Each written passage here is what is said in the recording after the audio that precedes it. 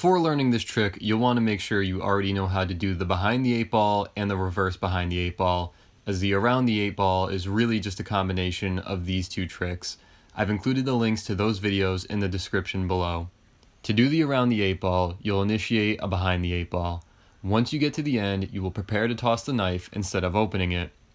Getting the toss right may take quite a few tries, so don't get discouraged by this. Just try, and try again. Once you let go of the knife, you'll need to curl your fingers and identify the space between the safe handle and spine of the blade where you'll be able to slip your thumb into so that you can initiate the reverse behind the 8 ball. Once the knife contacts your thumb, you will need to allow your hand to give slightly. This will ensure the knife slows itself enough to stay on your thumb.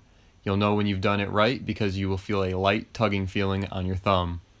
As the knife swings around, you'll go into the reverse behind the 8 ball and complete the trick.